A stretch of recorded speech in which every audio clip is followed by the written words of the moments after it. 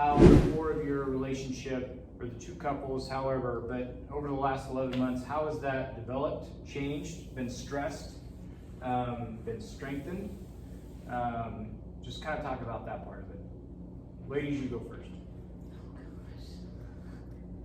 I mean, I feel like you have more of an understanding of who each other are, so you kind of already I mean, I don't want to say assume, but know kind of what their answers might be on certain questions or preferences on different things. Kind of more like, I mean, family, really. Like, you know, so it's like if you go a week and, you know, haven't touched base, well, you know that if the other couple's not doing well, they would have said something Sure. or reached out in some way or in passing. I don't know, I think we were all at 11 months ago just all so high stress that, or just anxious, ready for things to get going, and yeah, the stress of getting our equipment in and making sure we have all the finances in line, and oh, this pops up, oh wait, that's another $10,000, you know, it just was all a little overwhelming.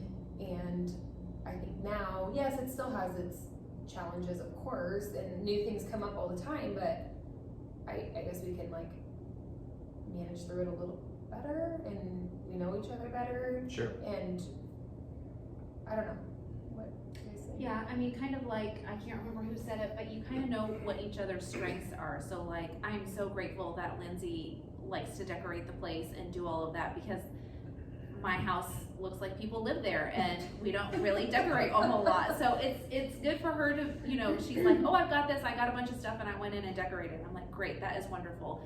And then same thing when Dustin's role was kind of changing at UNK, he's like, well, I think I'm gonna have to step back a little bit. And I was like, okay, so that's fine. Like, I can step up and do the schedule. So it's good because, like, again, you kind of know, like, someone's always got something covered. If someone can't do it, then one of us will step up and do it. And I think it's been good, you know, because we had this dream of like, oh, wouldn't it be fun for you to brew beer for a living? And that's not at all like the end of that of that story. There's a whole lot more that goes into it. So it's nice to have another couple who understands the journey that is going on and the process that's going on. I think it's probably helped us not to have as many fights as we probably could have. And you just have like another, yeah, like Lindsay said, like family, just to kind of help share the burden of like, oh my gosh, this is not going well, this is not working like I thought, but you're not in this alone. There's some more support. Yeah. Guys? And you have great employees too, like, Yeah. all of them have, Fantastic. yeah. Yeah. So, I mean, a lot relies on our trust in them, and, you know, that's how we kind of, I don't know, stay afloat, I guess, is that we can trust them and don't really have to worry too much Yeah, because when they're the ones manning it for the whole day or weekend or whatever. Yeah. So, which is very important with, you know, everything else that we have going on that doesn't involve the brewery, so. Right. That's Yeah, a good point too. they've been wonderful, so can't say enough about. I think if there's any kind of anxiety or like stress, it comes when the tap room is closed. Like it's kind of the Probably for you, behind the not scenes. it. Well, but if we're open though, that's not when Michael's brewing. That's not when, you know, we're talking about marketing or numbers or events or planning or anything. Like we're just open and we pour beer, and that's, I don't know, that's for sure why we're here. Yeah, and a large part of that is because of the staff that we have. Yeah, I think over the 11 months, I think just going back to the roles, I think solidifying kind of those roles.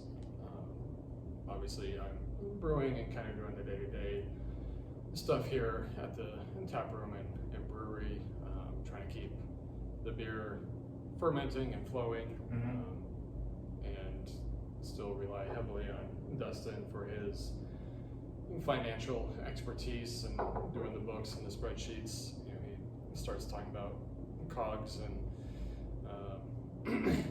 point of sale stuff or whatever, and I just kind of get those, that glassy eye feeling. I'm gonna go in the back. You know, he could talk about that stuff all day, and that's just not my wheelhouse. And you know, I could talk about brewing all day, and you know, he would drink it. Yeah. Different listening to somebody talk about yeast, and Yeah. the activity of yeast, and the changes in the mash temperature, how that affects the beer and stuff. And, Yeah. you know, still need to get him into the brew house one of these days, but.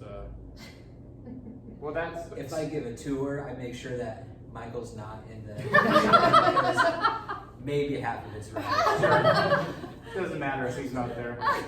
But I think these 11 months, being able to lean into each other even more so as far as those roles are concerned, and you know, I know Dustin's got basically the finances in order. You know, if I have a question on something, he can spit me a number Yeah. pretty quickly and stuff. And